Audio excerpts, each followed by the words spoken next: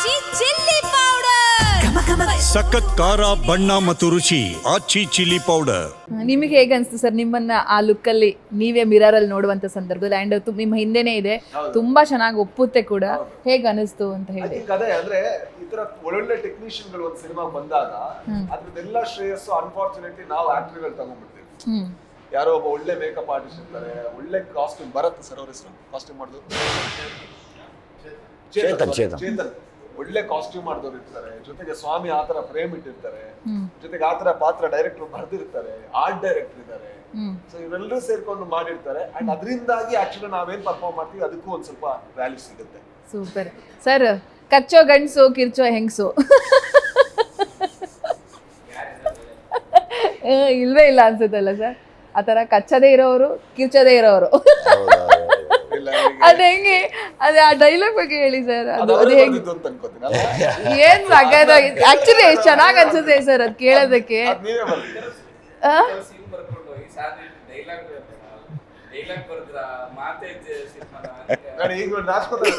ನಾಚಿಕೆ ಆಗುತ್ತೆ ನಿಮ್ಗೆ?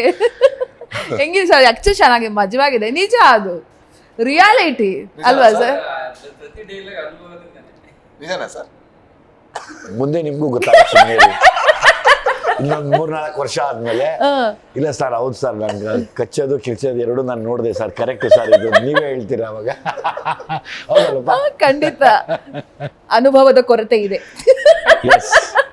ನೋ ಕಮೆಂಟ್ಸ್, ಶೀಘ್ರಮೇವ ನೋ ಕಮೆಂಟ್ಸ್. ಈ ವರ್ಷನೇ ಆಗ್ಬಿಡ್ಲಿ ಅಂತ ಅಲ್ವಾ ಸರ್?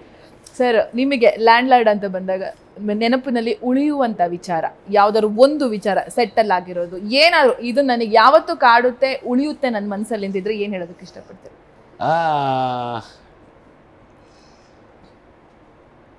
ನನ್ನ ಇವರ ಕಾಂಬಿನೇಷನ್ ಅಲ್ಲಿ ಏನೋ ಒಂದು ಕೈಲಿ ಗೀಸ್ಕೋತೀನಿ, ಅದು ನನಗೆ ತುಂಬಾ ಒಂಥರ ಅನ್ಸುತ್ತೆ. ಅಂದ್ರೆ ಆ ಪಾತ್ರದ ಬಗ್ಗೆ, ಆ ಪಾತ್ರ ಆ ಥರದ್ದೆಷ್ಟೋ ಜೀವಂತವಾಗಿ ಅನುಭವಿಸಿರುವಂಥ ಮನುಷ್ಯರುಗಳ ನೋವು ಹೆಂಗಪ್ಪ ಇತ್ತು ದೇವ್ರೆ ಅದು ಅಂತ ಅನ್ಸುತ್ತೆ ಸರ್. ಉಮಾಶ್ರೀ ಮೇಡಮ್ ಮೇಬಿ ತುಂಬಾ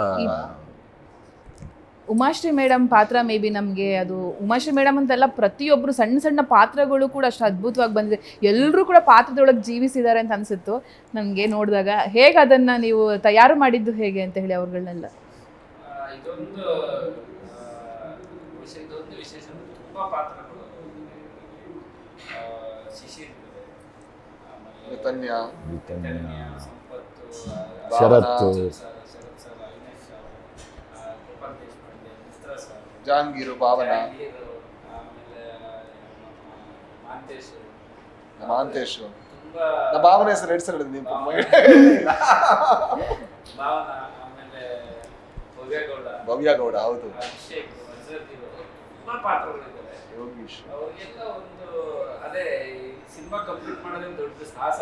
ಇಷ್ಟು ಜನ ಸೇರಿಸಿ ಅದು 80 ಬ್ಯಾಕ್ಗ್ರೌಂಡ್ ಹೋಗೋದ್ರೆ ಒರಿಜಿನಲ್ ಸುಸ್ತು, ಡೈರೆಕ್ಟರ್ ಸುಸ್ತು. ಆಕ್ಚುಲಿ ನೀನು ಸಾಹಸ ನಿರ್ದೇಶಕ, ಹೌದು, ಎಲ್ಲರನ್ನು ಒಟ್ಟುಗೂಡಿಸಿ ಒಂಥರ.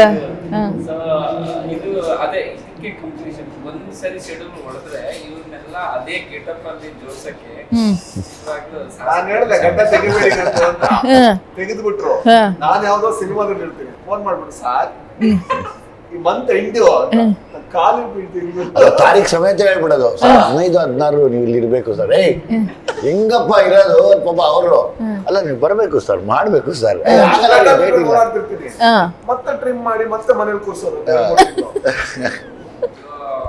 ತುಂಬಾ ಅದೇ ಈ ತರ ಇವ್ರದ್ದು ಹೀಗೆ ಆದ್ರೆ ಇನ್ನು ಅಂದ್ರೆ ಇವಾಗ ರಾಕೇಶ್ ಬಿಜಿ ಅವ್ರದ್ದೊಂದು. ಸೊ ಹೆಣ್ಮಕ್ಳದ್ದೇ ತೊಂದ್ರೆ ಇಲ್ಲಿ, ಗಂಡ್ಮಕ್ಳದ್ದೇ ಸ್ವಲ್ಪ ನಮ್ ಜಯಗಿರ್ ಸರ್ ಎಲ್ಲ ಶೇರ್ ಮಾಡ್ಬಿಡ್ತಾರೆ. ಹೌದಾ? ಅವ್ರದ್ದೊಂದು ಕಷ್ಟ ಅಂದ್ರೆ ಈ ತರ ಸಮಸ್ಯೆಗಳು ಬಂದ್ರೆ ಇದೆಲ್ಲ ರೆಡಿ ಆದ್ರೆ ಸೆಟ್ ಇರಲ್ಲ. 1 ತಿಂಗಳು ಆಗ್ಬೇಕು ಸರ್, ಅದು 80 ಊರ್ ಆಗ್ಬೇಕು.